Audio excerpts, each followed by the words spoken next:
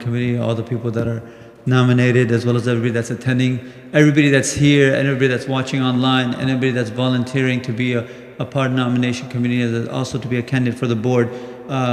This is all for the sake of Allah subhanahu wa ta'ala.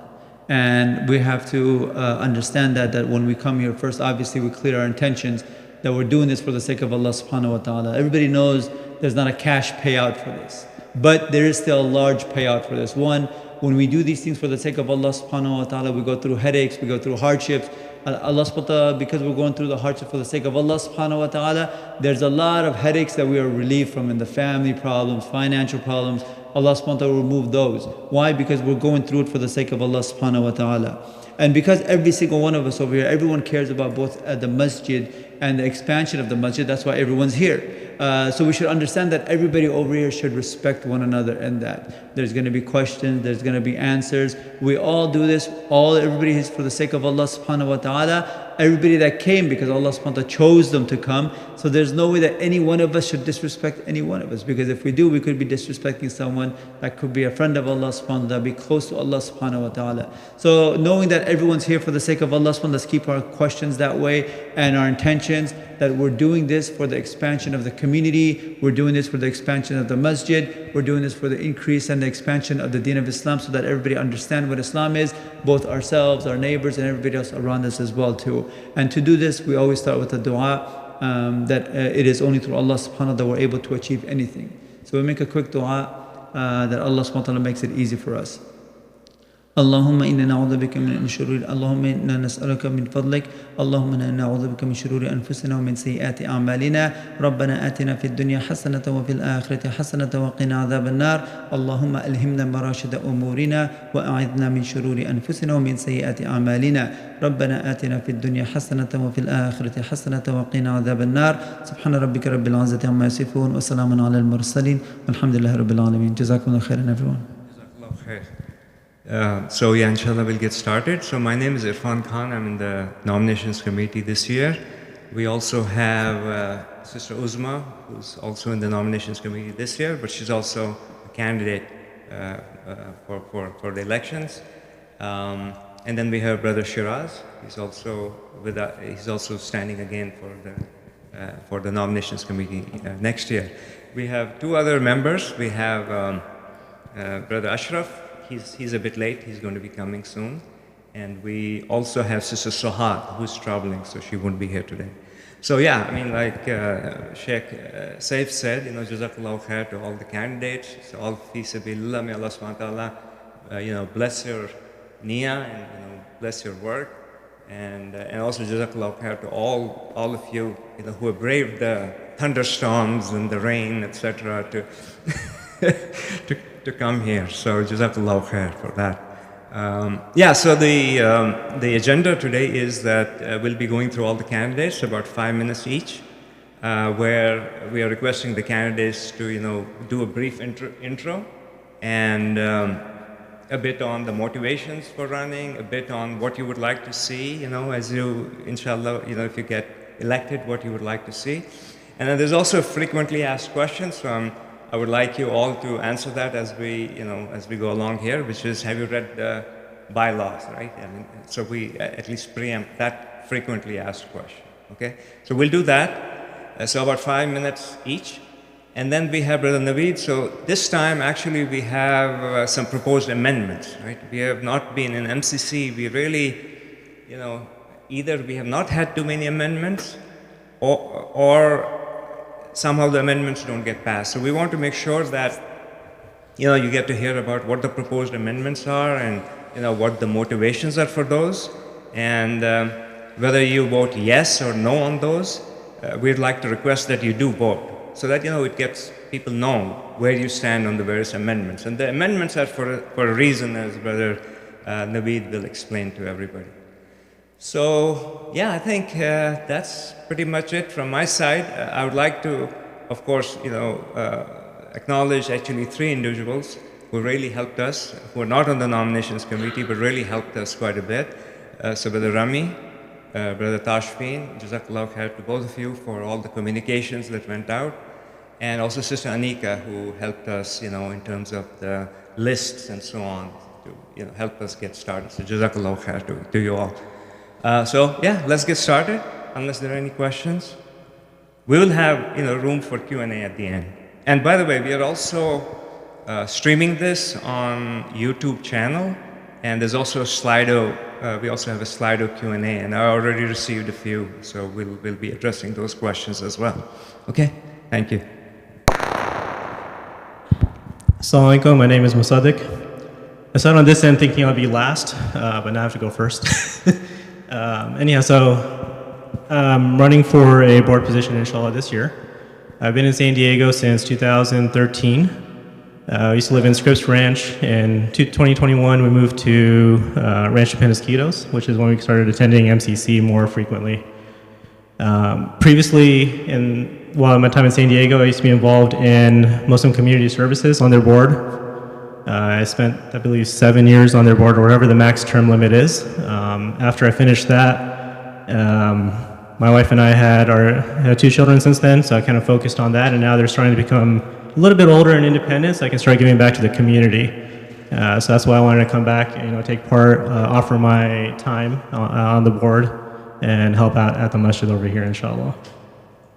In terms of what I want to see in MCC or what going forward, I'm not coming with any agenda of particular change. I love how organized the MCC is. The question on the bylaws is, you read those bylaws and you see how people ask questions on whether or not emails are sent on time, shows you that people are organized and committed, and this organization is run very professionally.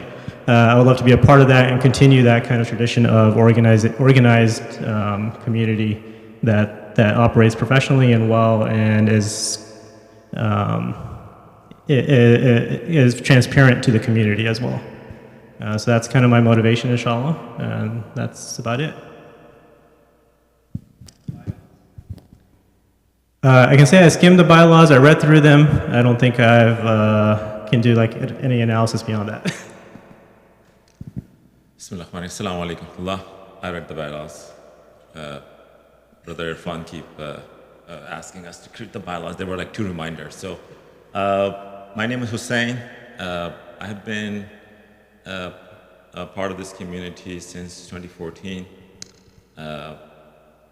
After my graduation, I graduated from a school in Texas.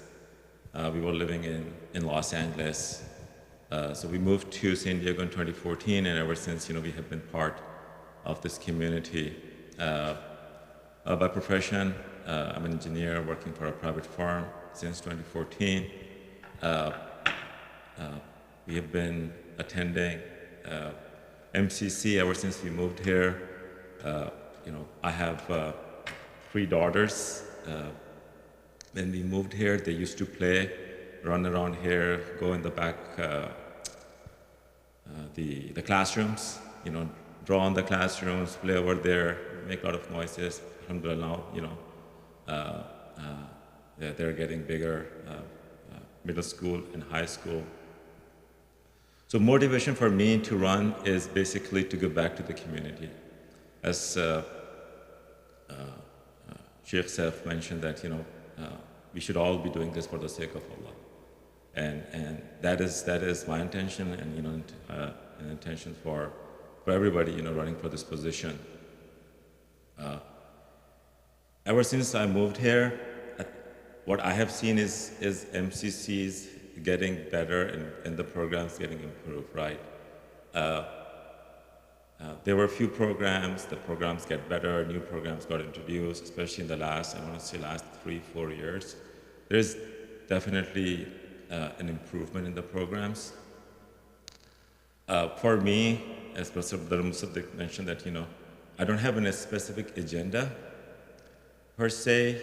For me, it's basically getting in, understanding, what's going on, how things works. And the first step for me would be to understand and then try to improve, build upon those programs, right? And then try to make changes. The community is getting bigger. I remember in the beginning when we used to have Eid or Ramadan, it used to be just here. Now the Ramadan prayer, or we have to have a tent outside. So the community is getting bigger. So I think one thing that back of my head, or I would like to explore, is how could this be better? Because the board is a temporary position. Like these are the volunteer positions. People come and go. How could this be more organized? So the systems keep running on its own. So that would be my intent. And inshallah, I'm here to answer any questions. Bismillah. Assalamu alaikum. My name is Fahad Khan. I'm currently a practicing surgeon here in San Diego. I have my practice. I grew up in LA and then went to Illinois and Texas for training. I was actually involved in the board and the community center out of a small masjid in Illinois. That's when I found really a passion for it, and ever since then I've been as involved as I can. I went to UCSD for my undergrad. I actually remember some of our great sheikhs giving lectures and stuff at ICSD. Back then I lived closer down there. Now me and my family moved here. We've been living here for about part of the community for about 6 years now, alhamdulillah. And I've seen and appreciated the growth of MCC, and have been pretty much involved in the masjid and helping out in different ways, whether it be logistics or helping other members and board members work closely with Brother Pervez on a few other projects. And my motivation for running is basically I want to obviously give back to Allah subhanahu wa ta'ala and take care of the community as much as possible. I think the next stages are going to be very important. As we kind of almost double in size, double the classrooms, double the number of people, it's going to require a lot of management, a lot of logistics, a lot of support to kind of make sure that we are able to pull that off for the benefit of our community. My girls, I have 4 girls, mashallah, so that's not a competition, but our girls we're going to a Quran class earlier today, so we're very much involved. My wife's involved, I'm involved, and we want to see our community flourish as much as possible. So whether or not I'm picked or get to be part of the board, I'm intimately involved, and inshallah I will continue to help and contribute however possible. Jazakallahukhairan for the opportunity. Assalamu alaikum. My name is Tamer Kafafi. So I first moved to San Diego in 2014. So I worked as a computer engineer for about 3 years in San Diego, and then I moved back to Canada. So I'm originally Egyptian, but I studied my university in Canada, and I've worked there for a while. And then I came back to San Diego 2022. I'm living in Mira Mesa area right now, but before I kind of used to live in like Del Mar and La Jolla area. So just been around the MCC and been coming to MCC for a long time when I was in San Diego. Yeah. So mashallah, I'm very impressed with the masjid. It's run very well. So I think like all the members said, like not really planning to change much. It's already very, very well. But I think in terms of maybe what I can contribute, I'm hoping to engage more with the youth and get them more involved with the masjid, and hopefully prepare the next generation of leaders. Yeah. And of course, I'm doing this for the pleasure of Allah subhanahu wa ta'ala. Inshallah, I'll accept it. Thank you. Assalamu alaikum wa rahmatullah. So my name is Safi Khan, and I have been living in San Diego since 1995. So I've been here since 30 years. And I'm originally from Pakistan. I moved to the US for higher education, for undergrad and graduate school, and then moved to San Diego for my work. And now I'm working for a company, and I'm in wireless technology. So regarding MCC, I have been a board member. So I think biggest credential for me would be that I have been a board member originally when this center was not here. So we used to exist in a smaller center. We were renting the space, and for 3-year term when I was there, we oversaw the construction of this place and all the challenges that came with it, and alhamdulillah successfully launched this center here, the multi-purpose room, which was originally a multi-purpose room but converted to a musalla temporarily, inshallah, until the permanent musalla is built.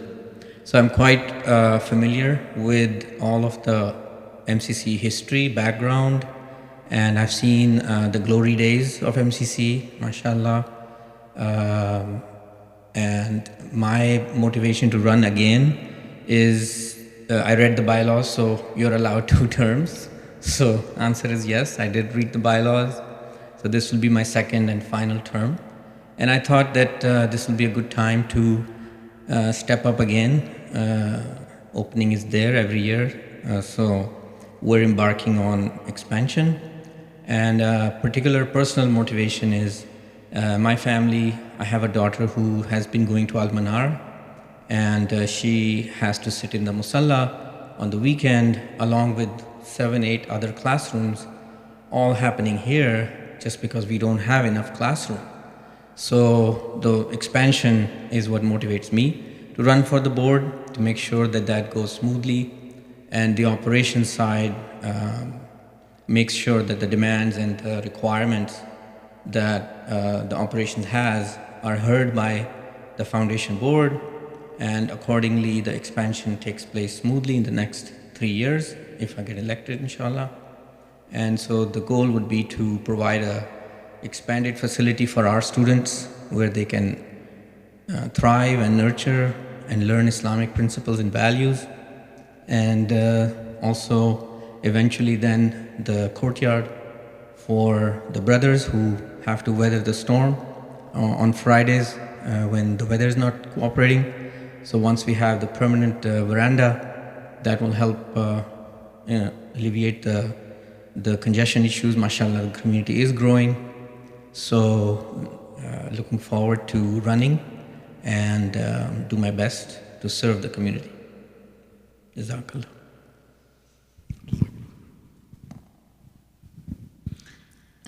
Hello, my name is Malia Khan.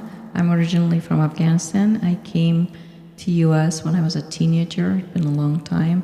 I went to San Diego State to study accounting, and I've been working as a financial budgeting and financial analyst for a long time. So one of the reasons I decided to be more involved in the community is to bring some of my experience that I work for corporate America for budgeting forecasting. I know you are expanding here, so if I could help and find different avenues to raise funds and manage financial aspects of expansion and the operation of the masjid. That's one reason. Another reason is I have like a long-term goals that I want us to think about what can we do about our seniors. I know a lot of our seniors that are, I'm talking about are like 80 years old and up or 75 years old, that their children, even if they have children living with them, they're busy all day, or a lot of them live alone, and they're pretty lonely. And I know the county offering certain services that they come and pick them up from the home and take them to some senior centers. But think about it. You don't want your mom and dad to be taken by, somebody who's non-Muslim, and they're men and women sitting together and they're not feeding them halal food, and they're not hearing adhan in namaz time, and they're at their mercy. But they're lonely if they sit at home all day. They don't have anybody to talk to. We need to think about them, because one day we're going to be old and our kids going to be busy and we're sitting at home all alone. Some of them have the luxury to have more family around.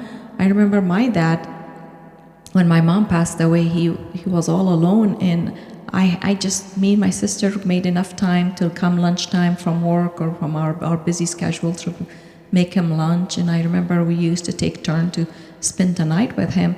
And when I was coming, I was trying to fix food for him, and he was telling me that, sit down, talk to me. I was kind of lonely. I need to talk to someone. I've been all alone all day, especially since your mom passed away. So that made me think that, we need to tap to that part of our community and trying to think about having, like the county's helping bring that more to our community center. I know we need fundraising. I'm not saying it's not immediate, but something we need to think about. That's one thing. Another thing that's really crucial, and everybody's kind of too embarrassed to talk about it, but I'm not. Have you guys noticed there's so many young people are single? I see a lot of heads nodding, but what we're doing about it? These are good kids. They don't go to bars and clubs. They're educated. They're too embarrassed to approach girls or guys. They're shy, and they don't even. I know there's some websites. They're too embarrassed. I asked a couple of them. They said, "Oh, I don't want to put my picture or my name on the website. How about if my cousin finds out about it?" So they just stay single. And as a Muslim community center, what we have planned to do about that? It's not really healthy. Right? So that's another thing that I don't know what we're gonna do, but we have to do something about it. And the third reason is that there are a lot of people, so-and-so Muslim, they grew up in an environment not as religious. They're not practicing religious. I know we are trying to go out and do dawah to non-Muslims, but there are so many people that are call themselves Muslim, but they're so intimidated to come to the mosque. Like I told my daughter, when you come to the youth group, make sure to bring a friend that are Muslims. So for example, I'm from Afghan. There are so many Afghans, they don't come to the mosque. And they think the mosque is only for certain kind of people. And I say, make sure to invite him and come. Hey, you know what? We have a bonfire. We have food after that. Just to, get them come here, and then they see, oh, you know what, it's not as scary, because we grew up not going to the mosque back home. And, if their family, as a young kid, they didn't bring them to the mosque, they are not, they're too intimidated. They think, oh, I don't know how to pray properly. They want me to do this. They want me to say, no, it's not that. So just, we have to, start thinking how to do dawah to people who are already Muslim, right? And at the same time, of course, we need to do dawah to non-Muslim. So these are the things that, on the top, I know I have tons of ideas. Another thing is we have to think about future of our elders again. They go to these rehabs, right? A lot of them sick after they have certain sickness. They take them to a rehab, and these rehabs, they feed them non-halal food. There's no prayer time. A lot of them die, unfortunately, in the rehab alone because the family can't stay with them all the time. Is there a way we could do have a more, Islamic rehab in the future? So these are the things that we need to think about. We're gonna live here, we're all gonna get old here, but I don't want to take too much of your time. These are a couple of ideas kinda make me think about if I get more involved with the community, hopefully we could think toward it. Thank you.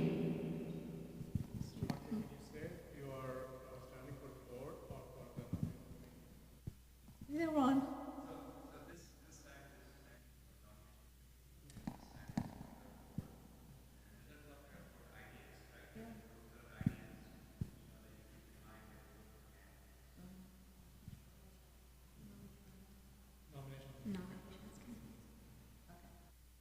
Assalamu alaikum, my name is Sana Jalani. My introduction is going to sound quite similar to Musaddiq's over there because he is my husband.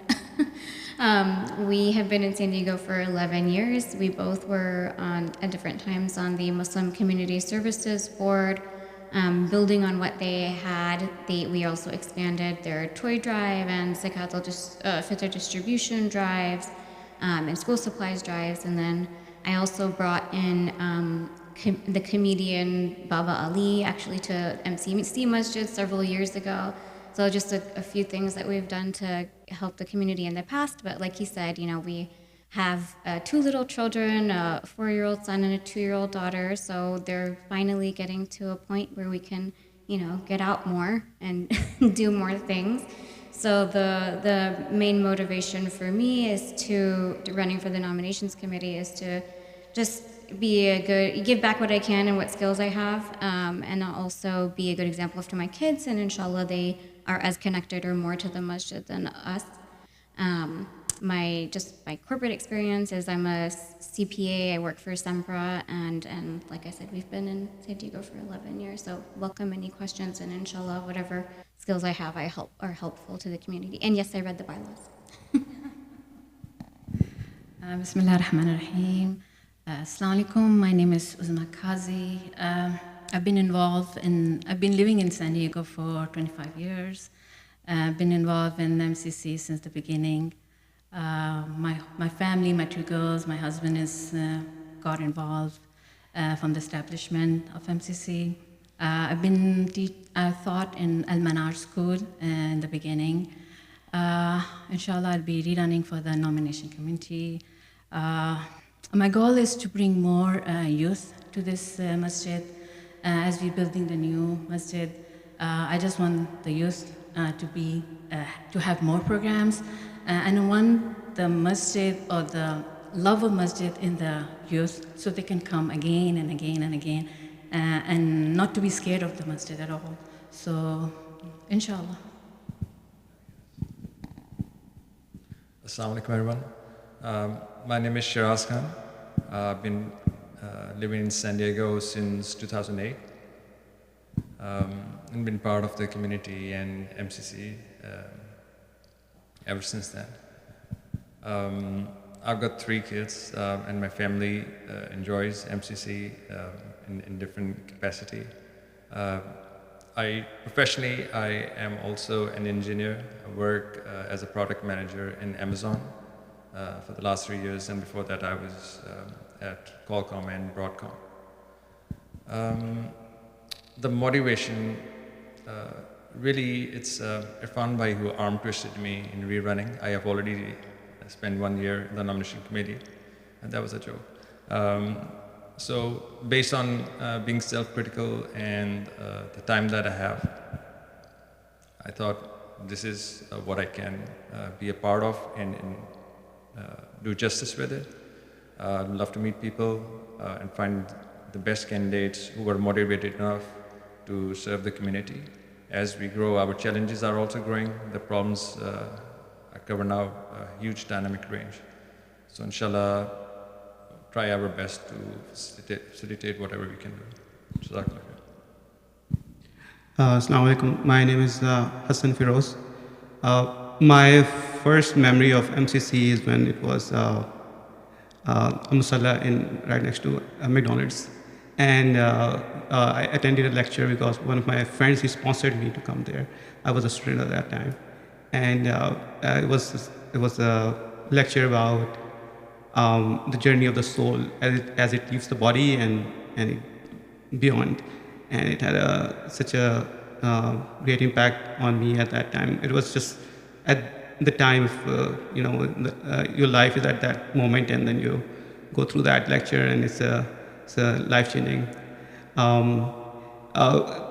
Recently, I think during COVID, when we had the Taraweeh over here, that was, I think, a huge blessing, and that's when I became really regular at MCC. Before that, I was mostly attending ICSD, and then during that time, we also moved very close by.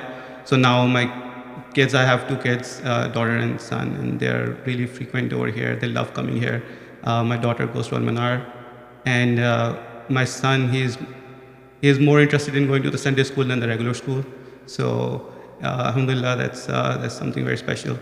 And we live very close by. And the motivation is to, inshallah, listen to the needs of the members and the attendees, and try to have clear intentions when we're making decisions. That's inshallah, having connecting the families to the masjid is basically the main intention that I have. let's see how it goes, inshallah. Jazakallahukhairan. Assalamu alaikum. My name is Farhan Aziz, and we've been living in San Diego. We moved first in 2004. It's been more than 20 years now, but we moved back and forth. So I was part of nomination community in 2021 to 2022. So 2 years we served in the community, and then we actually got the current board members who are leaving this year. They were elected by our term and also previous board members. And I'm volunteering again to run for the nomination committee. The job of the nomination committee is to find candidates for both board and also for operations board and also for the next NC and run elections. So my goal is to find people who are more connected to community and know the pulse of the community. Also, one thing which was lacking in recent years, not for a long term, but past recent years, is that we don't have a lot of very strong committees, because the board members come and go and their term expire in 3 years. But then we need people who can build some strong committees so that they can have a consistent procedure, consistent values for the different portfolios. So inshallah we'll try to find out, and then I'm running for elections and then see if it goes how it goes this year, inshallah. Assalamu alaikum. So the next part is going through the proposed amendments. So we'll have Brother Naveed Qazi take us through that, and then there'll be the Q&A after that. Yeah, except I can't see it, so yes, please do. Assalamu alaikum, just give me a minute to bring them up.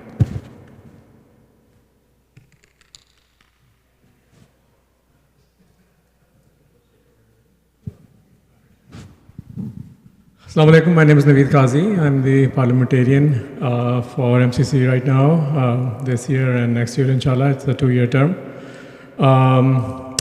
I've been associated with MCC for a long time, starting right from the start, 2001. And so it gratifies me and gives me a lot of pleasure to see so many board members and nominating committee members who have volunteered to step forward and serve this Muslim community institution. We live in a non-Muslim country and community, and we need these services to help our community and our children grow and be attached to the masjid and be good Muslims and all of that. So thank you for all the board members and others who have contributed to MCC through the years. It's Jazakallahukhairan. So one of the things that ground us and help us run MCC well is our bylaws. And our commitment to follow the bylaws and follow the rules and keep it very orderly. And so we've had elections every year. We have had good people come in. The community has spoken about these things. So bylaws are very important from that point of view. And the fact that all of our boards and our people who work in committees, we all work according to what's the rules that are specified in the board, in the bylaws. So the bylaws obviously are not a fixed document. They are very good. They were written, taking into view some other community centers' important experiences. But at the same time, from time to time, we feel the need to make amendments, make changes. And, with that, we have to propose amendments and ask the community to say something about those, to vote on those. The amendments can be proposed by the board and approved, and then they come for voting by the community. So the amendments do not pass until the community votes for them, and there's a 2/3 requirement that the members of MCC need to vote, so that at least they get 2/3 of the people who voted past the quorum. They will have to approve the amendment. So that way there's a high bar that we cannot change the amendments willy-nilly just because some people feel that, this is important for any reason is going to be changed. So there is a high bar, but at the same time, it's important that sometimes we have to make the amendments that serve the community and help the community grow. And the community center also, it has gone through different phases. Some people said they came when it was, a small center, rented center next to McDonald's. Today it's this, tomorrow it'll be more. So the community, the bylaws have to also keep in pace, and they have to sometimes change as well. So that's what some of these amendments are. There are 5 that are here. Some of them were actually proposed by some community members, and they were voted on by the board, and some modifications were made, and they're here now. So all of these will go on the ballot, and they will be voted on by the members. So I encourage you all to learn about these, and also encourage other people in the community who are members to also vote, so that we get a yay or a nay, a decisive yay or a nay. And it doesn't happen that, not enough people vote to get them passed. They should at least vote. Yes or no is okay, whatever you prefer, but do vote. So the first one is membership voting age.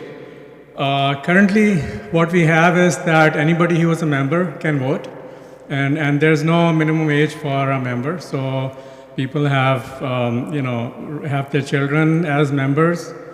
Sometimes their children are in elementary school, and our heart goes out to them because those members and families have made the commitment to put that extra membership money for MCC to sustain the operations and be a pillar and all of that. So that's it's very important, highly appreciated, and we want people to continue doing that. But at the same time, we are also expanding. We are getting a new facility outside. This is going to be a multi-million dollar center. And so we have to get into a phase where we have to be more cognizant of who's voting. If the votes are everyone who believes and has opinions on things, they should vote. And one person who has 7 family members should not be able to buy 7 votes and vote. So that's the the motivation behind it. That as we get into this next phase, then we can try to be more stricter around that, so that we are not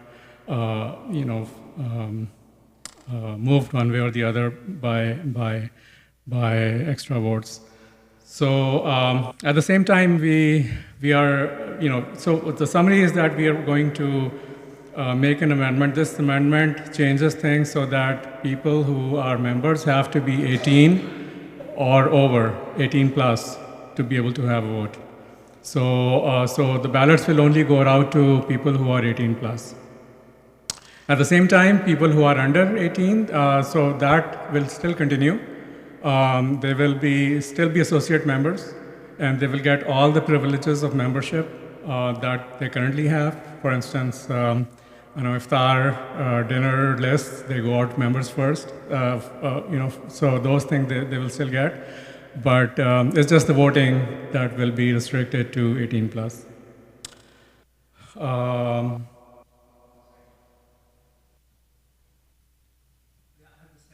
Okay.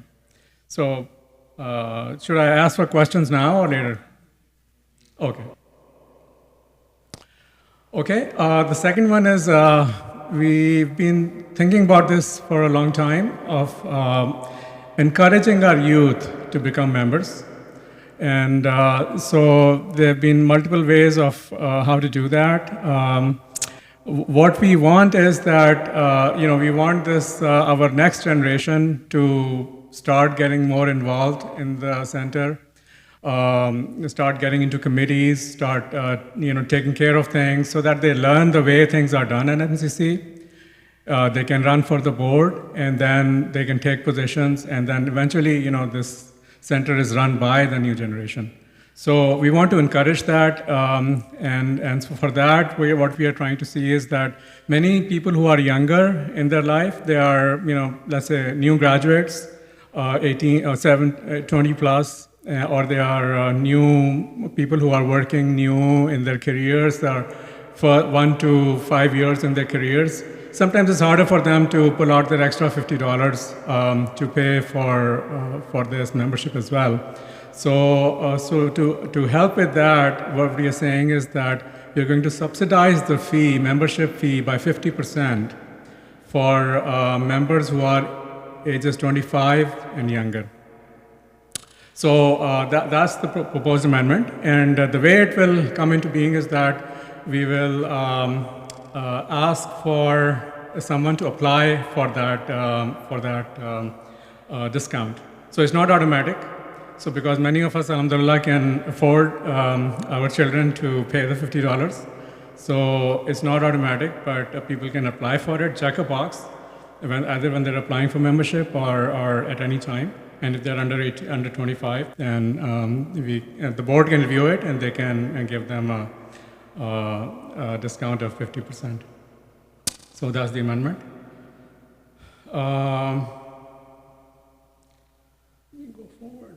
Okay, so the third one is about a half-yearly town hall. As you know, we have this annual general membership meeting, AGM, every year. And that's in time with the election. When the elections are happening, the ballots are out, you're voting for the members and so on. And at the same time, the board that was in effect last year, they will give a presentation about what were the activities that were done, what were the improvements that were made, what are the services that were provided, all of that. So a year in review, and at the same time, they will also present a budget for next year. So that's the annual general meeting. But what was seen was that sometimes there was not an opportunity for the community and the members to get together again and review what was happening. Maybe some questions were asked in the annual general meeting, some suggestions were made, some promises were made. And so there is no time to ask about those until next year in the annual general meeting. So in some cases, some boards have done this half-yearly town hall, but it was not a part of the bylaws. So sometimes people thought about it, they said, okay, let's do a town hall. Members asked for it and then said, okay, we'll do a town hall. But it was not part of the bylaws, so it's not really that you have to do it. So this year we're saying that really it's important to have that half-yearly town hall where all the members are invited. They can review what the progress, they can look at what are the priorities, the board will present the priorities, and they can sign off on it or they can try to change it and all of those things. So that's what this is about. Okay. So 3 down, 4th. So this is about the open question session in board of director meetings once each quarter. So here the idea is that every board meeting or some of the board meetings, every board meeting is open to members, so they can come and sit and see what's going on. Except that there's a closed session where some, I guess, sensitive things like personnel or staff or other things are discussed, so that is a closed session. But other than that, they are open board meetings. But normally what happens is that people who come who are not board directors, they can see what's going on, but if they have to bring a concern or a question, the board often does not have enough time to deal with that. There are already 4-hour board meetings, and sometimes board members or directors struggle to put all the items they need on the agenda. So it has happened in the past where sometimes that time for asking questions and concerns was not given to community members. So there was some, suggestions from the community members that should be part of the bylaws, that 15 minutes should be granted in board meetings to allow questions. So this amendment basically says that every quarter there will be 15 minutes given for members to come and not just attend, but also be able to put something on the agenda and ask that question. So that's what it's about. At the same time, as we know that there is a contact us on the website that that members can take advantage of any time. They can put in a suggestion, question, concern. And every board meeting, and sometimes even in the open channels, digital channels that board has, they do discuss it immediately when the questions come in. Sometimes they don't get, they're not as prompt in replying back because they collect, I guess, ideas, opinions from each board member, and then they talk about it. So that can sometimes take a little time. But that channel is open. And obviously the third one, the second one about the town hall, half-yearly town hall will also help with this. So this is every quarter, like every 3 months, there will be an open session where 15 minutes will be allotted to ask questions. And the idea is that people will actually put those things beforehand, they will send to the board so that they can put them on the agenda. And last one, this is about the nominating committee. So on the nominating committee, there were no real term limits. So somebody can get elected 1 year, then they can stand for re-election 2nd year, 3rd year, 4th year, 5 year. It can go on. And the idea is that the motivation is we want to encourage different groups, social groups and circles that are part of the embassy membership to start taking part in an interest and part in MCC, running MCC and in the MCC affairs, and not just have one group be running the show all the time. So the nominating committee is the committee that actually brings in candidates, puts them up for nomination and for election. So they are the people who reach out among the members and they solicit members to come into the board. So we want to take input from different, social groups in the community, bring them into the nominating committee so that our board and our core group starts reflecting the composition of the community also. So that's the motivation there. And nominating committee members can serve 2 consecutive terms, 1 year each. But after that, then they have to step off and allow someone else. And then the 1 year break, after the 1 year break, they can come back. So if somebody's really that good, like some Badr Irfan here, maybe we can get him back after 1 year. But so the idea is that there's a break. So these are the 5 amendments right now. Again, sometimes we have very good amendments, but they don't pass because even though enough people voted for it, but it didn't reach 2/3 of the members who voted. So please do ask your friends to vote. Yes or no is up to you, of course, but do ask them to vote. Jazakallahukhairan.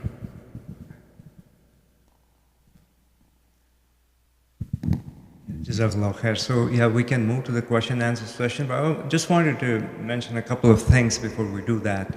One of them is that, we have, thanks to Brother Rami, we have a web page on the MCC website, which has the biographies and the photographs of all the candidates.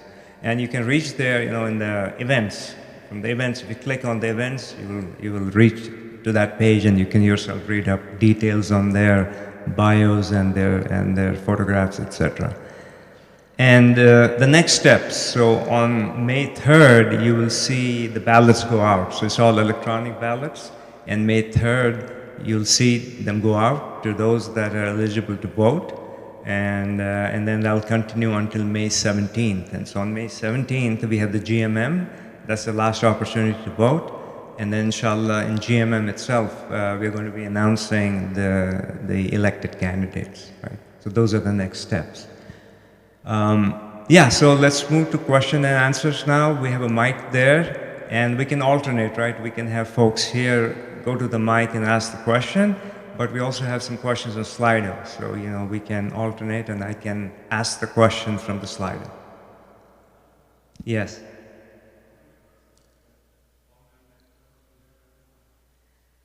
The number? 400, yeah.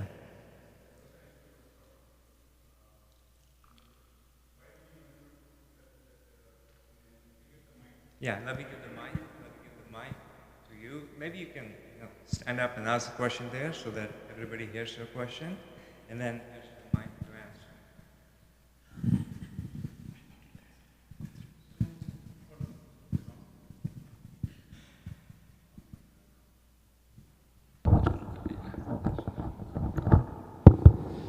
So I have a question about the amendment. That why do you need amendment to tell you that open question answer session for the membership?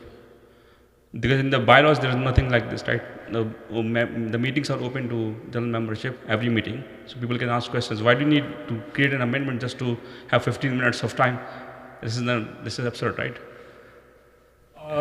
The need was felt. Let me just say that need was felt because in board meetings, what happens is that we follow Robert's Rule of Order, in which you have to put things on the agenda, and whatever's on the agenda gets addressed and gets put in the board meeting.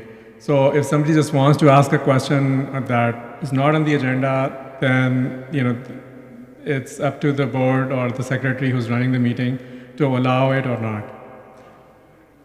No, the bylaws say that it's open, but at the same time, it's open for people to attend, but it's not open for people to bring up other issues which are not on the agenda and derail the board meeting.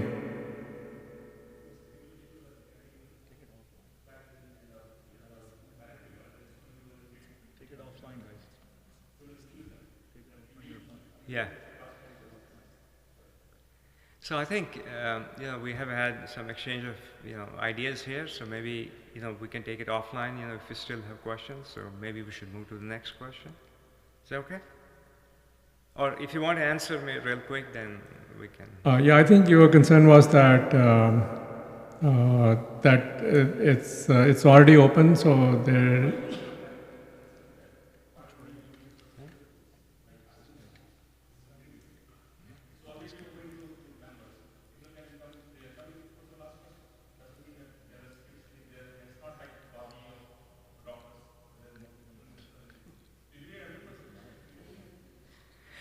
I think again, right? I mean, you express your opinion.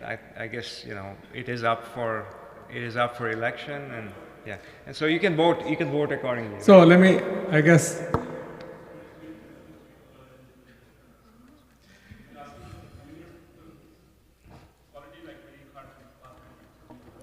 Yeah, you can vote no, right? So yeah, I think yeah, you vote no.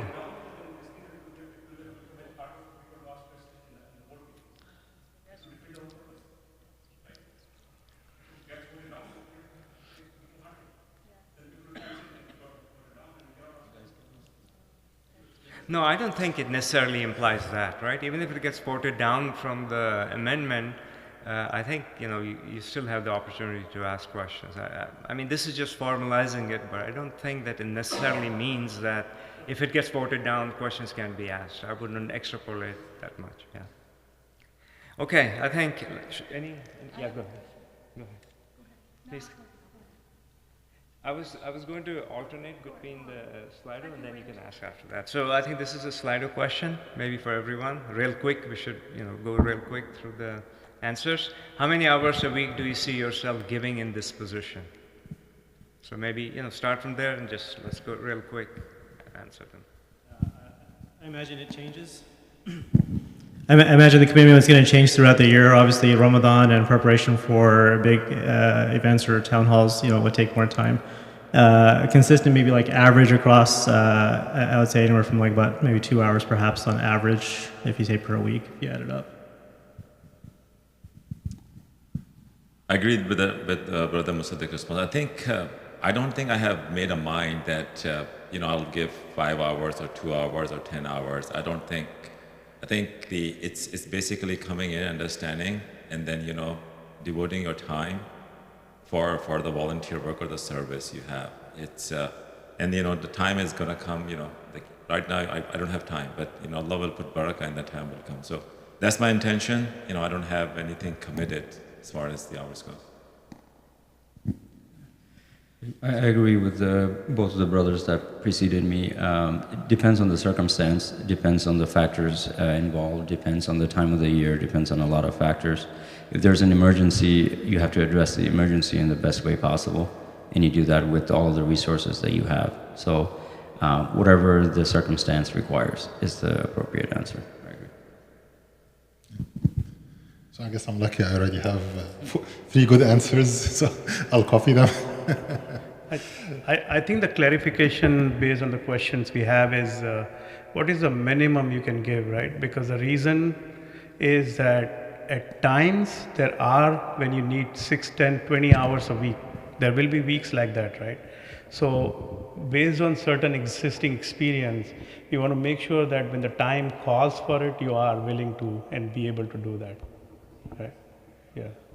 So for that one, it's like what day are we talking about what day are you available? Like that could get into a whole discussion or back and forth. It's not really an answer then. It's a discussion that that we were having, but Brother Farhan was having. So I think it goes back to if you're making a commitment, right? I think most of us knows that if Ramadan is more time. And I think if you're trying to start something new, right, you have to put more hours, right? Whether now if the question, whoever asked the question, are they asking, are you going to give more time on the weekdays or the weekend? So I think most of us, I can commit to myself, we are willing to give, as much time as needed. I don't think there is any minimum or maximum. Obviously, all of us work, most of us work. This is a volunteer scope, but this is a responsibility that we are taking on Masjid's behalf. Yeah, I think the quick answer is whatever it takes, but minimum is of course whatever the board agrees upon internally that, whose responsibility is what. Certain portfolios require more commitment, certain ones you can maybe just coast through them. So I think it all depends on the situation. In my last term, when I was the board member, we put in tremendous amount of hours. So it's just your passion, your drive, your fire in your belly for owning MCC. This is our center. We are responsible, and especially if you're elected, then you have a responsibility on your shoulders. So the time commitment is not even a question in my mind.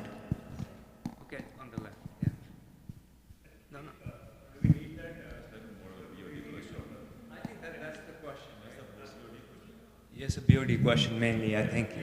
Yeah. So, okay, so there was a question. Yeah.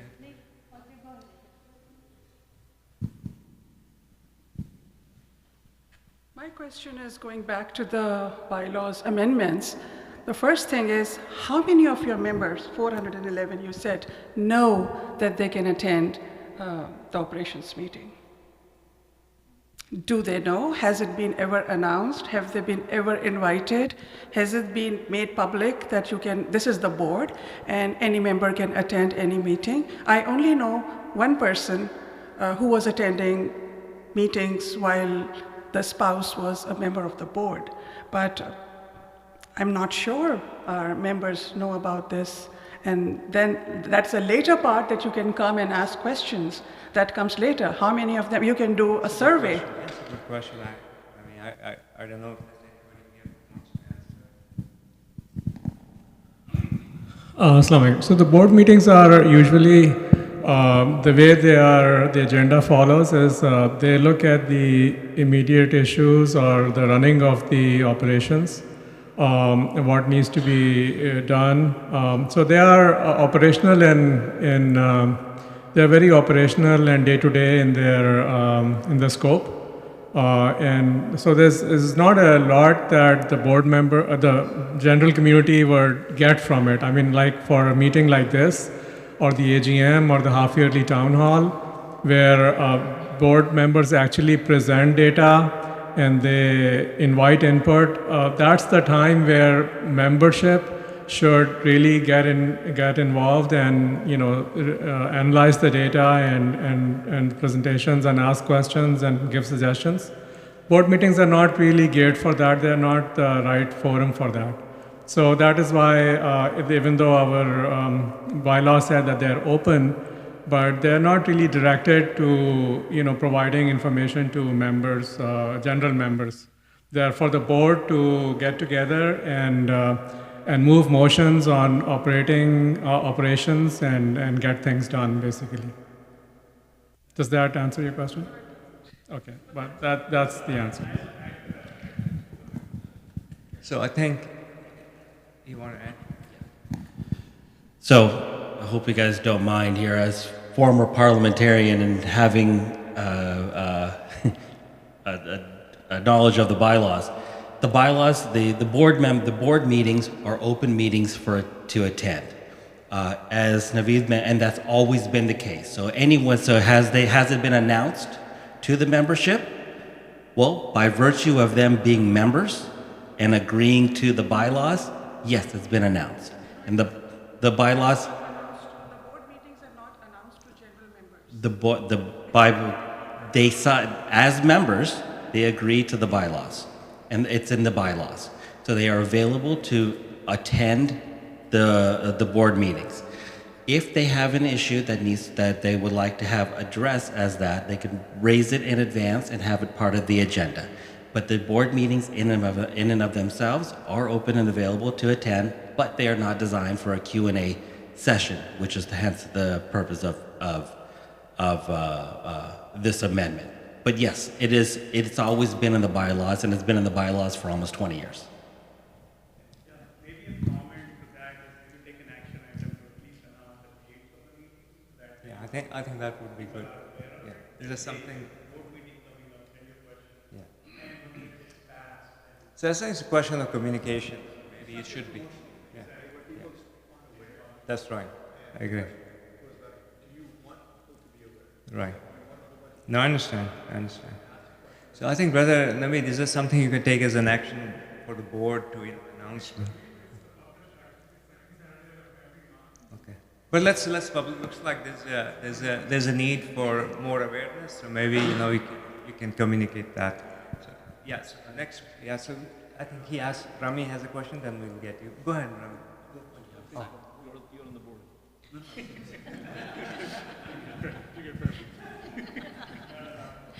Assalamu alaikum.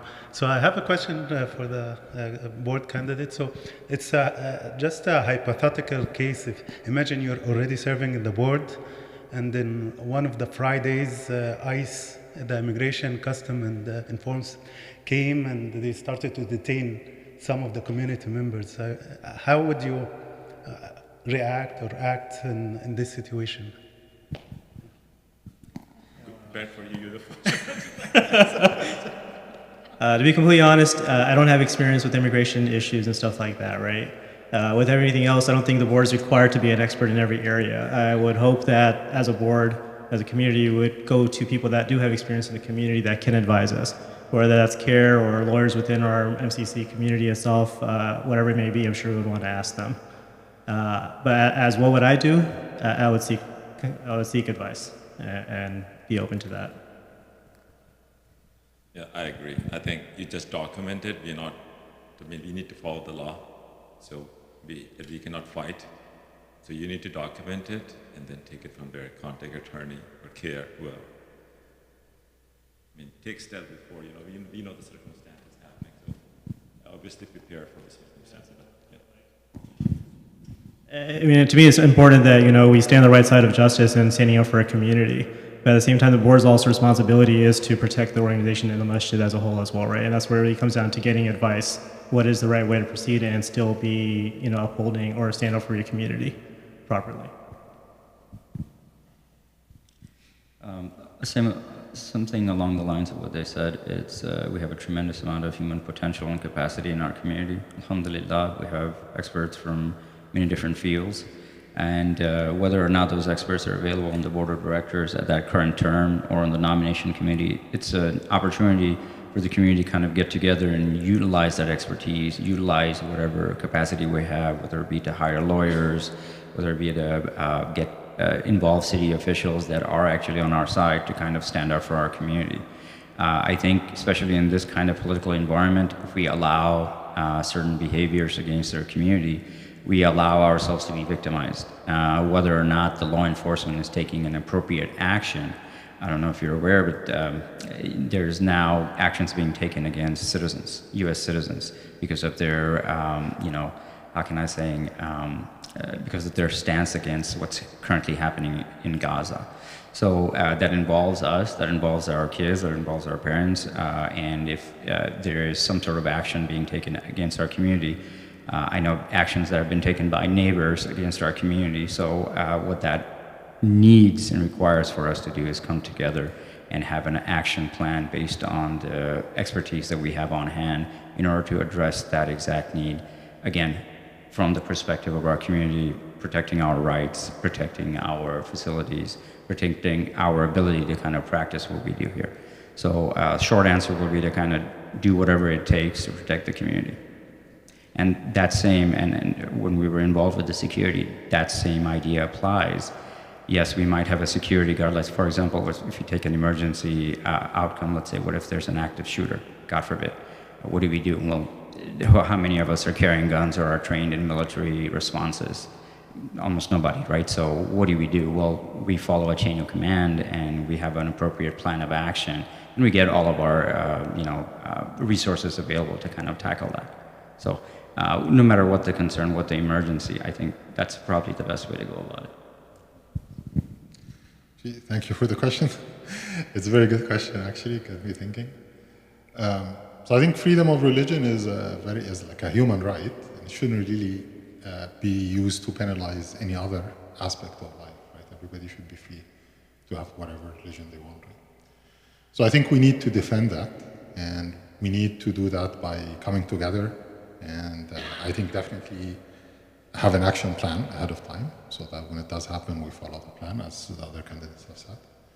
And I think we should partner definitely with CARE and other Muslim organizations, and also, I think, some churches and other religion organizations, because they have the same challenge, right? And I think this is something we can, the bigger a coalition we can form to protect our right, the stronger our position will be.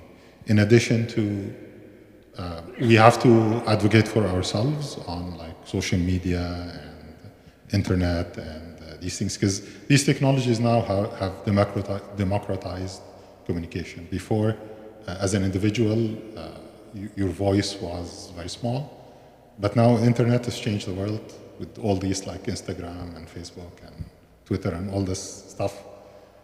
Your voice can be heard across the world, right? So we should definitely make use of these tools and definitely face it, not be afraid, right? Okay, I won't take too much time. I know it's getting long, but since you said it's a hypothetical question, my first response would be, I'll pray to Allah that never happens at MCC and it stays hypothetical always. But Khudan Khwasta, God forbid, if it does happen, and if I'm a board member present in MCC and it happens, there's a few things that I would take as action. Number one, the persons who are being affected, we have to make sure that we provide support to them immediately and get their contact, their family's contact before they're taken away, so that we have a way to inform their families that they have been taken by ICE. Secondly, we should have an attorney that should be contacted immediately so that we can start the legal proceedings. And of course, we should also collect evidence, because eventually these kind of cases go to the courts. And as unfortunate as that is in our country that this is happening these days, we have to be proactive, capture all the surveillance cameras, make sure the officers identify who they are. If they are wearing masks, make sure we capture them on camera. We capture their license plates in the vehicles that they came in, so that all of this information can then be shared with the attorneys, and in front of the judge we have a stronger case to get those people of our community released on grounds that either it was an illegal arrest or whatever the cases may be. So yes, the ideal would be that we are prepared and we have a plan, but that never really is practical. And so I know where you're coming from as a board member. This is something that would be a first, and you haven't thought about it before. So it's a great question, and so we should be prepared for it. Heard about the active shooter. I was always thinking, like, for example, while we are praying, there's active shooter coming here. Are we trained, like people who are praying, what to do? Because at my work, they train us what to do. I know they're saying that, run, hide, or fight, but in our situation, if somebody comes from that door, there's not much of hiding and running, so it's mostly be fighting. Who's gonna fight? And especially I'm thinking like, hopefully I'll be strong enough to go fight, but we should train the general people who coming to the mosque. What should we do?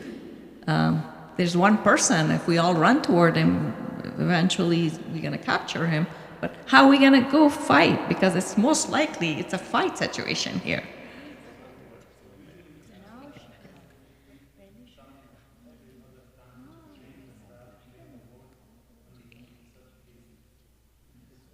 Is it announced? Because I haven't been to any of this training.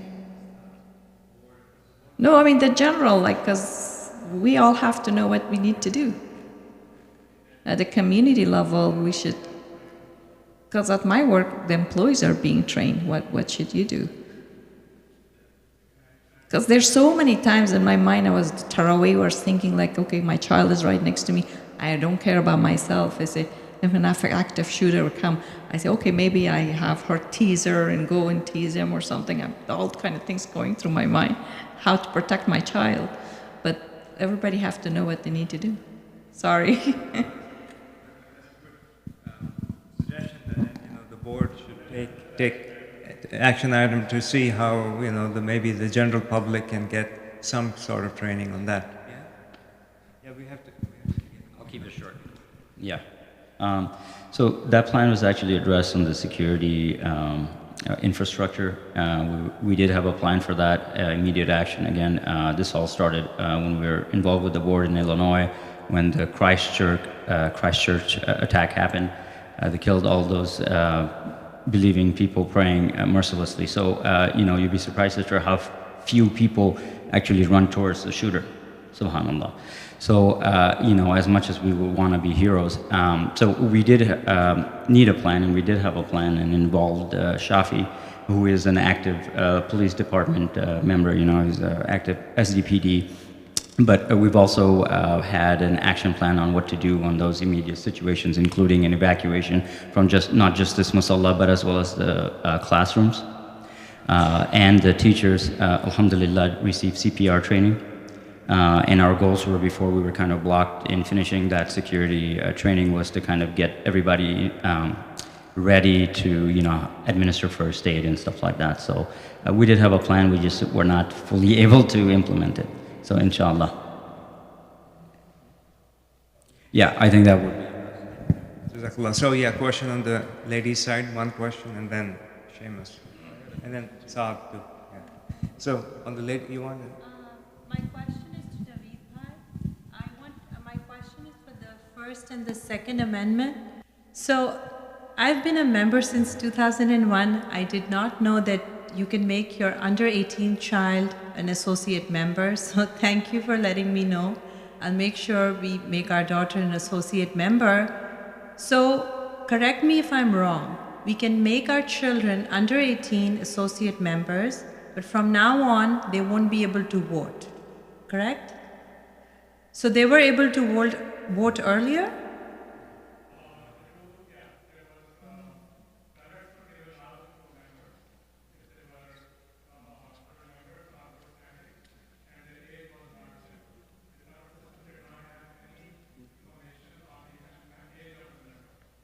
So my second question is, so now moving forward, we are proposing that you can be a member if you're between ages 18 and 25. We are giving those young adults a 50% discount, but they can run, they can run for the board, and they can be members, and they can vote. But the under 18 will give the full membership, but they will have all the other rights except voting.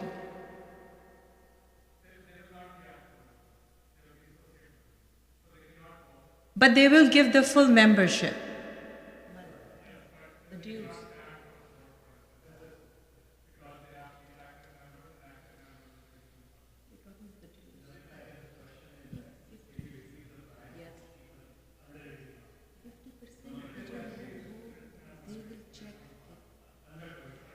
So no, but 18 to 25, what we are proposing this time is 18 to 25 will get a 50% off on the membership. They will not be paying the full membership, but they will still have the right to vote.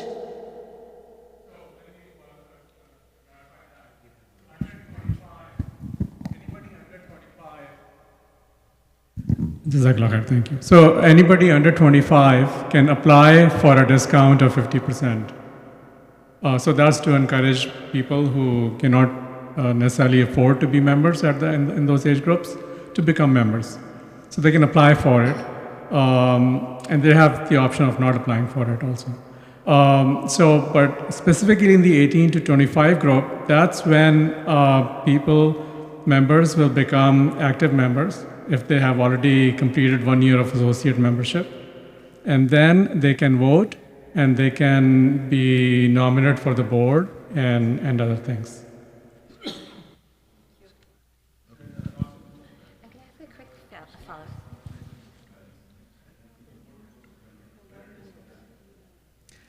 Yeah, for the deceased parents, I guess I think those are very corner cases. Most people don't do that, but. Can I ask a quick follow-up for the 18 and above for voting? What is the plan to enforce it? How are we thinking about enforcing that? Can you say the question again? The 18 and over for voting, how are we planning to enforce it? Because that comes with its own complexity and compliance. So it will, when the rule passes in this election, then let's say if it passes, then we cannot enforce it the next day because we don't know among our members who's 18 and who's 17 and who's 60 for that matter. We know people around us, but we don't know all of them. So is a process and a proposal to start asking we have some proposals to collect the ages of members and get that. But there's no verification or confirmation. I think just feedback, I think you will have to think about the process and the complexity associated to enforce it, not just have a policy, right? Correct. Second feedback, I think this is terminology if you want to accept it, of course, but I think active member isn't really representing. Even under 18 should be active members. You can probably consider calling them voting members and not voting members, but everybody is an active member. If they're paying membership, if they're participating in the community, they're active members. So I think just representing what their participation is and not dismissing that. But that's just obviously right. And actually, what you're saying is correct. They are fully active members. Exactly. Yes. But the active member is a terminology used in the bylaws. In the bylaws, okay. So, and it represents voting members. Understood. All right, thank you. Thank you, Jazak.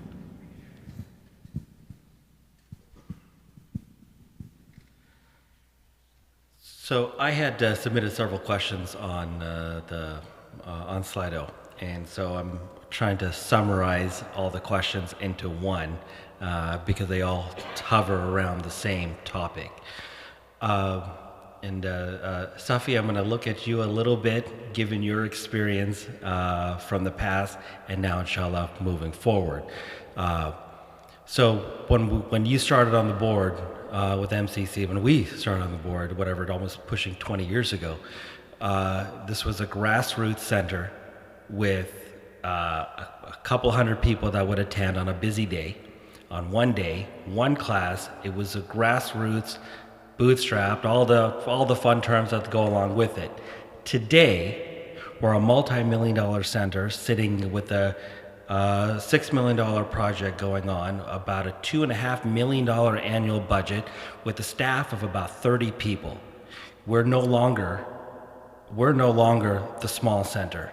So while I appreciate and respectfully respect many of the programs and initiatives that you all have presented, you all are now managing, not doing. That's the big difference from when we were on the board where we were doing. So now you, 3 of you, are going to be inheriting a staff of 30 people. A multi-million-dollar company with another $6 million budget, planned expansion. So that's the mindset that I'm hoping, that I would like for this new board to be in, looking at it from managing, not doing. So my question to the collective, how are all of you going to elevate the current operations? And Safi, you put together a lot of this at the beginning, so I'm looking at you to help potentially spearhead it, should you be elected. But again, the question goes out to everyone. What are we going to do to take MCC to the next level, not simply inherit and continue what has been done, and respectfully to those that are doing it? I hope my question makes sense, and I hope it's being taken in a productive manner, because we do need to see it different. Yeah, thank you, Seamus. I think this is a very valid question. I think it's a question on everybody's mind. So I think there's 2 or 3 very practical steps that I think the previous recent board has been working towards, but I haven't seen the outcome yet. So number 1 is to hire a center administrator, a center director, who is like the CEO of the company, like you gave the example of a corporation. So a CEO has the responsibility to run that place. So the board has been looking for that person, a paid position. And then us as a board members would be the board of a corporation. So like you said, we would be managing the performance of that CEO and hence MCC. So if I'm elected, I would push very hard to get that position filled with the qualified candidate. I don't know where we are with that, so it goes back to having more transparency. If I'm elected, I would bring more transparency of the board happenings to be shared with the community more regularly as to where we are. And second thing related to that is the hiring of a religious scholar. And I've also been waiting very impatiently as to when we will also have a resident scholar who was approved in the last AGM meeting, the budget for that, as well as the year prior to that. So I think that process has taken a long time, but we have not been able to hire somebody. And when we have a resident scholar which is of the caliber like Sheikh Taha, Sheikh Abdul Jalil, Sheikh Umar Suleiman, Yasir Qadi, that's the vision that I foresee MCC to have, is to have a dynamic religious scholar of that caliber who drives this community, and they magnetically attach to the center, and then they, with that, already bring the financial stability and funding, because they then would see the value of the spiritual side of the programs that scholar would bring. So I think to short answer to your question is, we need to fill these key positions and move on, even if it's maybe not the best decision, but the thing is to make that decision and move forward instead of dragging it out and have this vacuum. That's it. Anybody else? I think I just have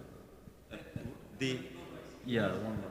I just want to know the 30 staff. Where 30? Yeah. All I know is Hamza and Hamza. Are you including the staff? Like the cleaners or the okay, so there are like cleaners also.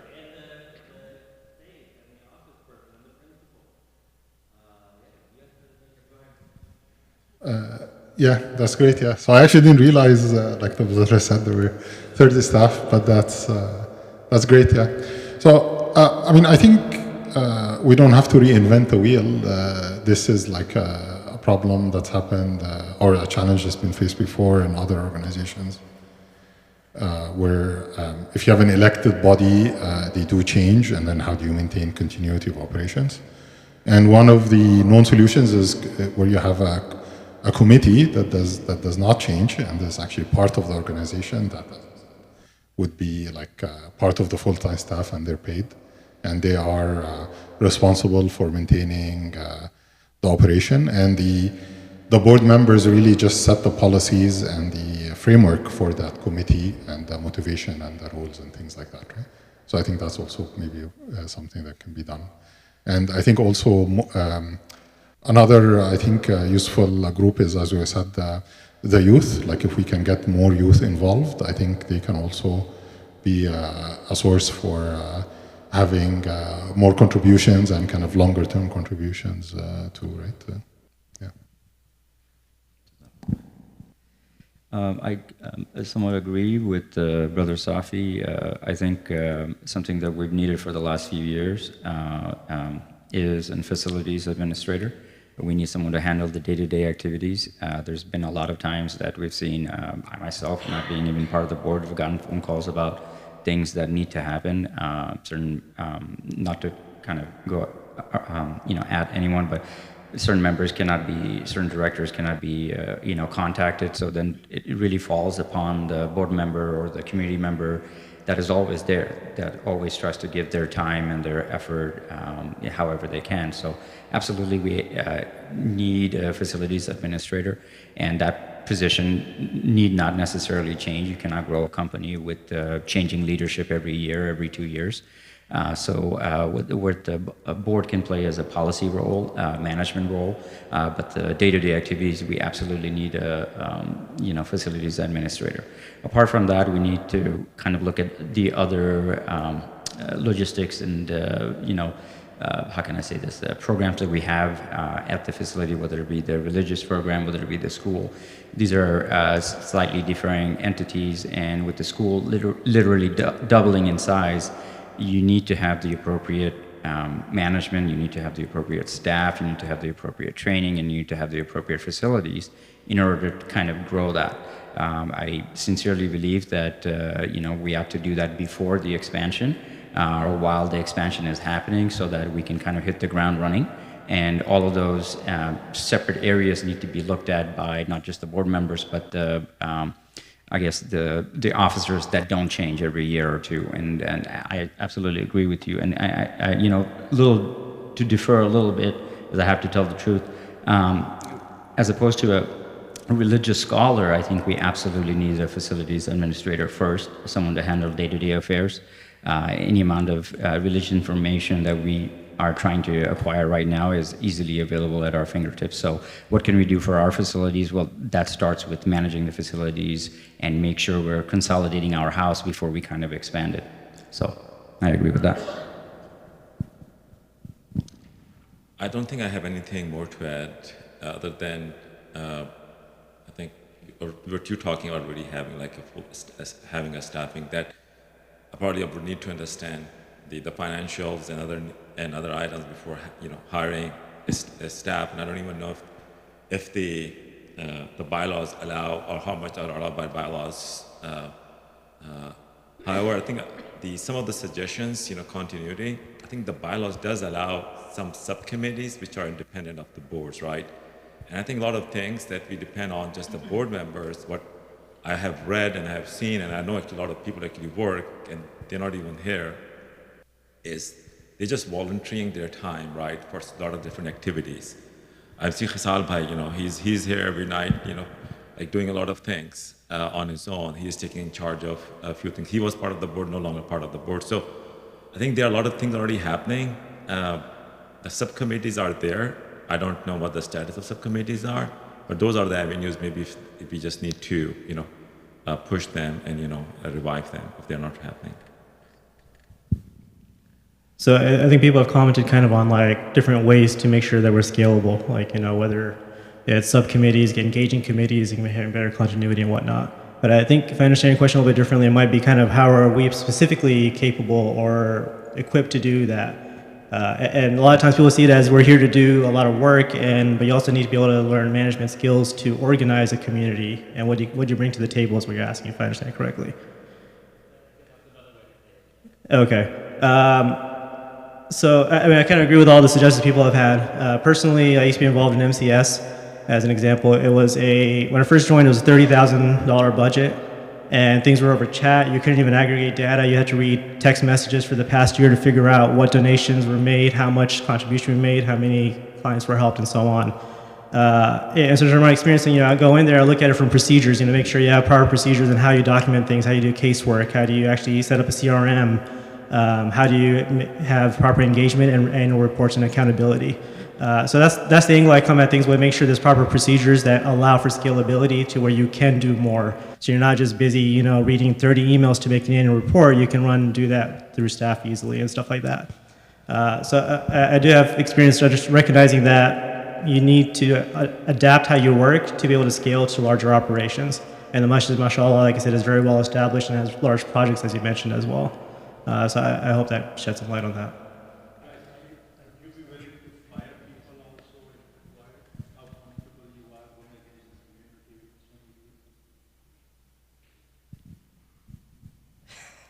I'm sitting in the wrong spot, but I can answer. Yeah, so I think your question is that some of that management might involve firing staff, right? So I think that's the. I have a question. Can we please maintain like an order here? There were some people who were waiting for I know. their turn. Yeah, I agree. Yeah, I agree. Yeah. Yeah, I think Safi, you'll go next. Let's just conclude this. Saad, sorry. So I have I think that.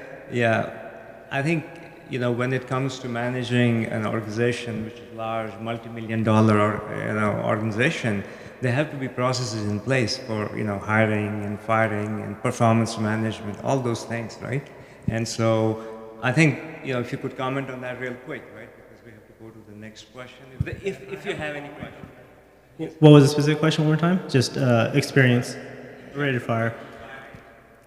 So I think there has to be obviously compassion in how you deal with people, and even in a professional setting, obviously you have to work with having to make sure you give opportunities that people understand their expectations before you reach that level of, hey, I need to fire you, right?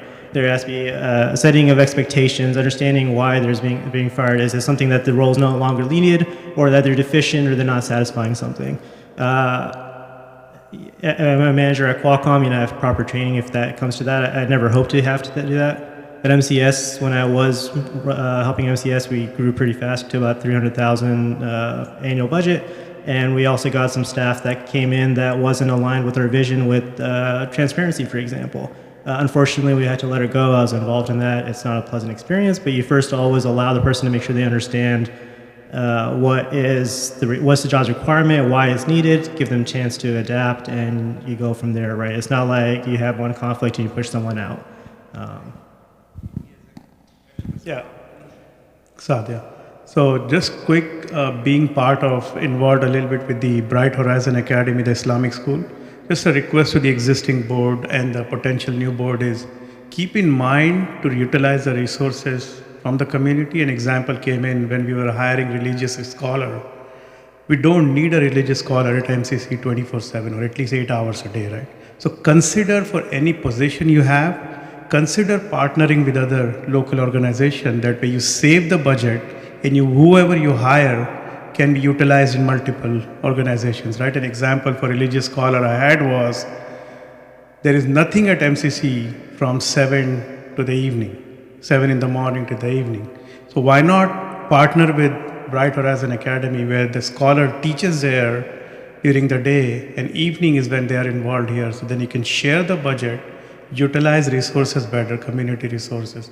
So anything we have in the process of hiring, think about what other organizations can pitch in and utilize those resources. Go ahead, Saad. Thank you, Irfan, for allowing me to ask the question. So I know many of you have not served on the board, and I know for sure Safi has served on the board as the chairman in the past. So my question really is, how do you bridge this gap, which I see in terms of gauging the pulse of the community, because none of you maybe have served on the board, and how do you foster open communication? How do you engage the members in openly in the important decision making? That's number one, the question number one. And there's another question I have, second question. While many of you have had great ideas, lofty, very ambitious plans and goals, that's great. What are you doing, or how would you prioritize? There are many burning issues without going into each and every of those. How do you prioritize those? Be it parking lot, be it the noise, be it the access, be it the gate, so all of those issues, right? So my question, these are the two questions that I have. Maybe you can answer. Yeah, sure. Thank you, Saad. Yeah, from my experience, again, it's all about commitment and making sure. I'm a big believer in transparency. I even said that before your question in my previous answer, is that if I am elected in the board, I will ensure and even go more than required to be very open and very transparent. And we have nothing to hide. We have, our community is, we all own MCC as a shared blessing from Allah for all of us. So everyone should be allowed to have a say, of course, within the guidelines of the bylaws, and be very open. And then as far as priority, that's just, based on each individual person's skill set. And so I have been in many leadership positions, so I would just utilize my leadership skills to make the priority call. Even if it's the wrong one, I would make the calls rather than dragging things on. And if it is the wrong decision, then we go back and correct it. But what I will not let it happen is the frustration to percolate and build up and address issues immediately. Yeah, thank you for the questions. They're really good questions. Yeah, so I think with regards to prioritization, I think it will be, we'll discuss it within the board, and we kind of like decide on the priorities. But obviously, I think anything that's related to government interactions, I think will probably have high priority. And I think with the upcoming project, I think there's probably a lot of issues there which would require a lot of priorities in terms of planning and permits and getting all that stuff done and so on. Right? With regards to your question, actually, about firing people, so respectfully, I respect what we said. I agree with Musaddiq, we have to be compassionate, and we have to look at the situation as it comes, right? But I do think at the end of the day, this is a house of God and should be run according to the values that God has. And I think one of the things God says in Rahmati fawqa qudrati. So if you think how great God is in terms of His ability and all the creation that is around you, He's saying His mercy is even higher than that. Right? So going with that value set, I think it should not be a normal bar like any other organization. The bar should be considering that God's mercy is such an exceptional level. So I think the bar should be higher than the norm for firing, right? Like maybe if something is like criminal or something, right? But not, I don't think like different vision and stuff like that. I don't think that kind of, for other organizations maybe, but I think for House of God, I think it's a higher bar. We should try and work together and so on. I agree with both of you, actually. I think we have a special responsibility in that we literally answer to a higher authority. I don't think there's anyone here at the Musalla today that does not believe, subhanAllah.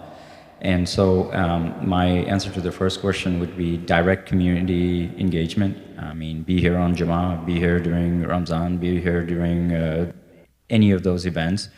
Talk to the community, talk to different members, see anyone, if someone is not displeased, address them, address the issues, talk to them, figure out what's going on, maintain open lines of communication, and not just with the board, but with active members of the community. I think that's the best way to gauge how the community is doing, that's the best way to kind of gauge the concerns of the community, and address them, not just listen to opinions and move on, but address them. So that would be my, you kind of lead up in front. So the way to kind of engage is to kind of be the leader and engage yourself.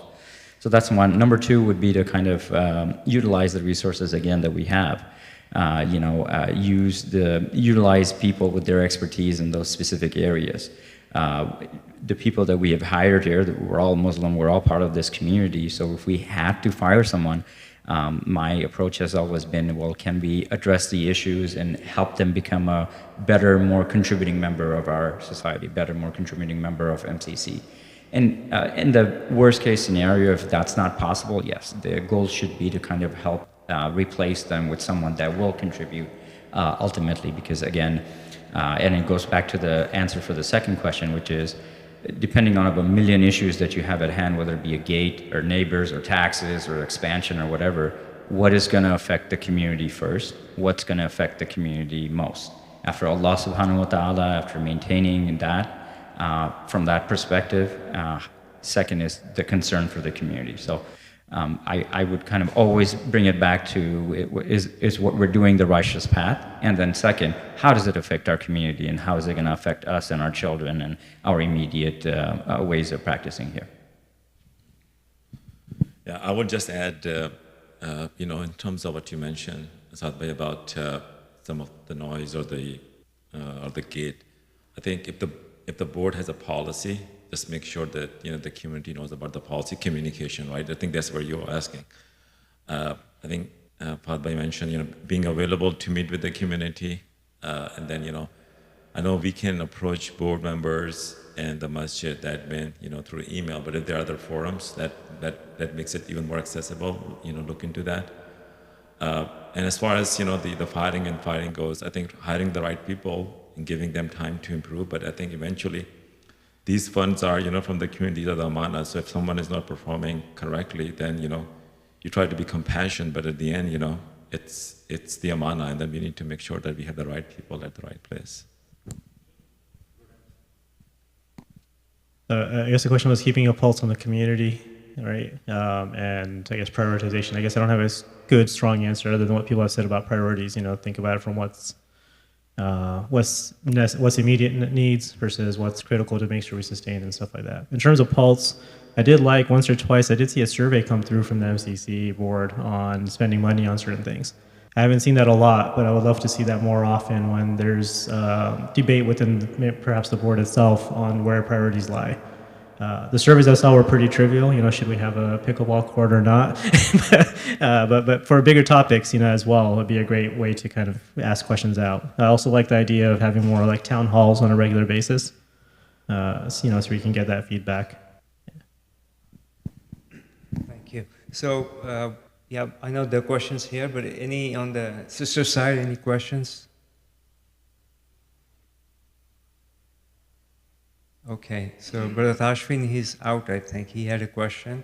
But meanwhile, I think one of you, right? You have a question, please ask. Assalamu alaikum. My name is Ryan.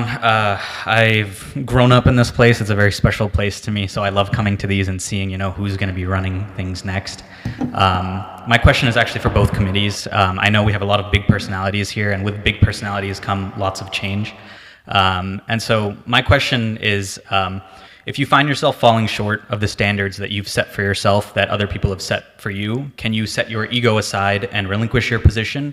Or how else would you, step up to the plate and solve, or meet your own standards, and as well as the standards that people have set for you?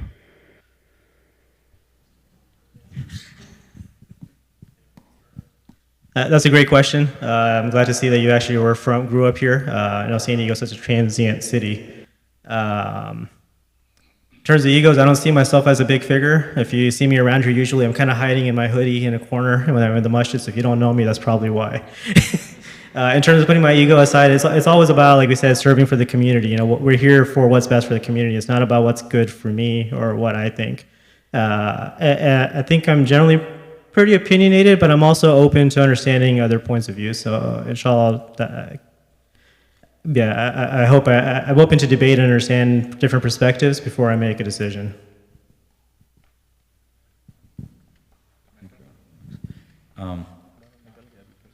You want to go? Yeah. Yeah. I thought you were asking for the mic. Yes. Yeah. Yeah. Yeah. I think that's a very good question and reality check. Yeah, I think, and sometimes the approach could be different. What we are thinking in our mind could be different than what you feel, what the community feel. So I think that's where maybe a better communication could do an ego check, or actually making sure that the expectations that we are we are setting ourselves up for is how the community is seeing it. Because sometimes I know, like, a lot of board members, they are working behind the scene, and a lot of the community don't even know, like what work or most of them are doing until you start talking with them, understanding it. So I feel myself think pretty, okay if this is a volunteer position, right? If you feel like you're feeling short, if you cannot fulfill the requirements of this, then there is no harm in stepping back and letting other people take the position. I really appreciate that question. Jazakallahukhairan. It's a great question. This short answer is yes. My ego doesn't matter. One person doesn't matter. It's the community that's important. At the end of the day, you have to do, within the lines of the way Allah set up our beautiful religion. That's number one. And number two, what's really best for the community. There have been times in the past where, I know, not to name any names, but there have been members who have become busy, family things have come up, emergencies have happened, and you really rely on that person to kind of give up that position to allow someone else to kind of step in those shoes. So I think we would like to see a little bit more active engagement from all of the members that we have, as well as going into the future, keeping that idea of self-sacrifice in mind.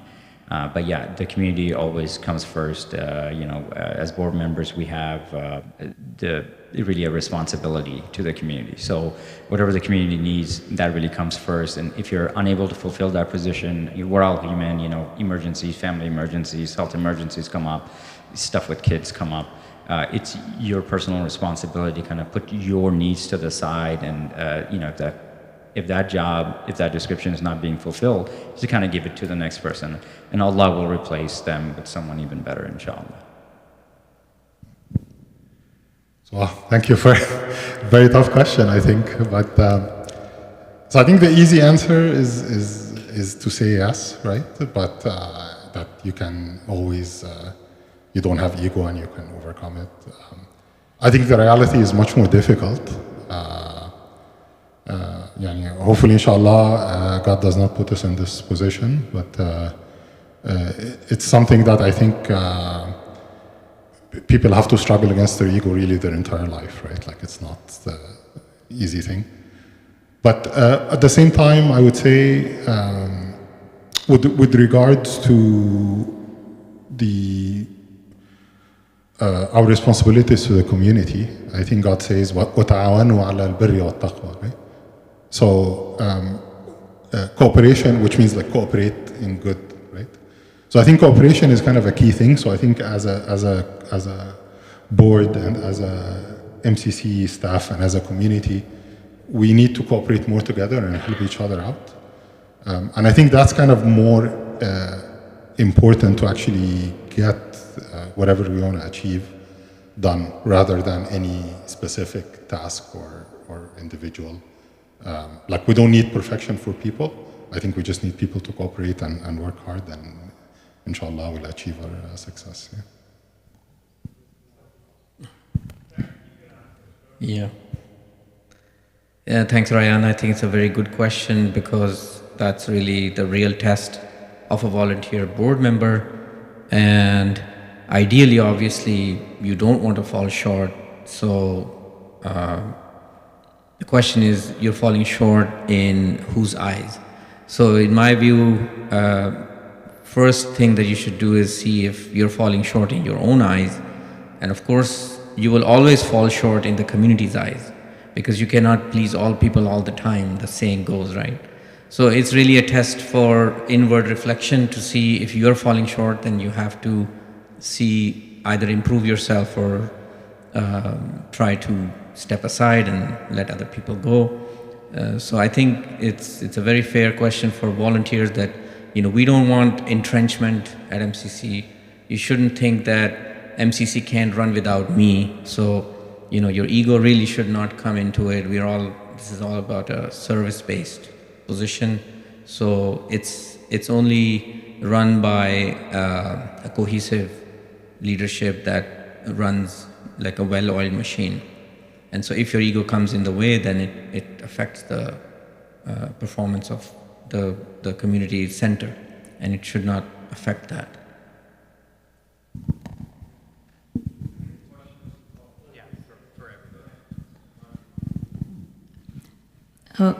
I think I'm just going to answer about the ego part. I think that's not much of a women thing, but could be these days.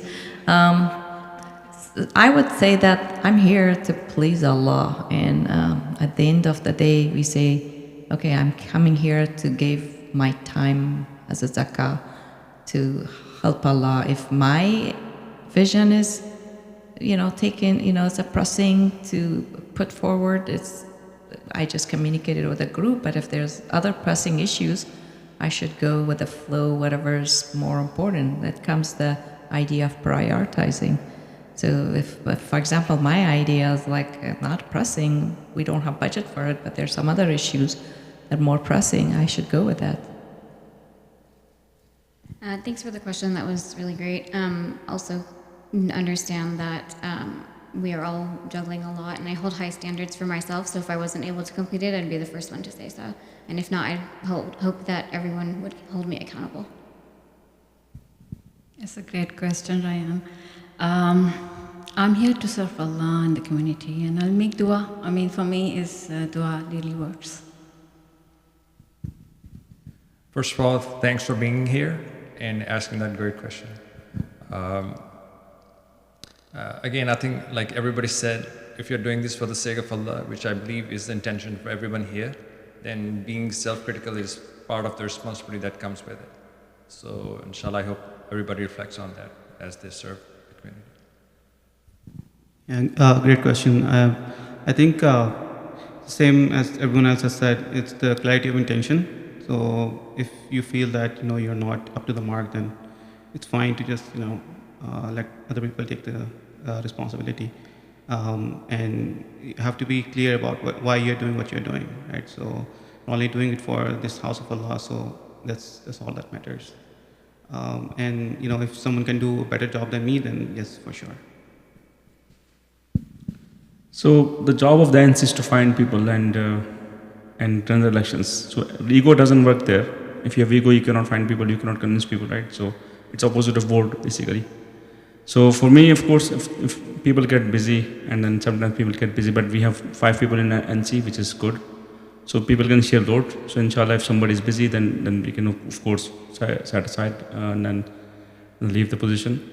And also it brings me to meet you that maybe inshallah you can be next BOD member, right? So we can always looking for young people. It's very hard to find young people. So Jazakallah.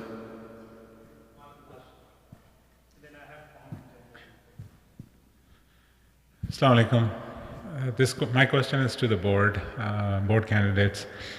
Thank you so much for being here. The NC really found you guys to be the gems of our community, for you to be here. So thank you so much for your presence here. My question is, and my apologies, I had stepped away, so I don't know if this question was asked, but the very first question that was asked was regarding your time commitment. And I got a feeling that maybe some of you people are not really understanding how much this volunteer position is involved. This is basically like a full-time job. And I understand that you guys have a full-time job also, which means some of the time will be coming out of your personal lives. For instance, the board meeting, the monthly meeting that we have, that is allotted for 4 hours, but it easily goes into 5 or 6 hours, okay? So do we have a commitment that all of you will block off the second Saturday of every month for the next 3 years? Show of hands, please.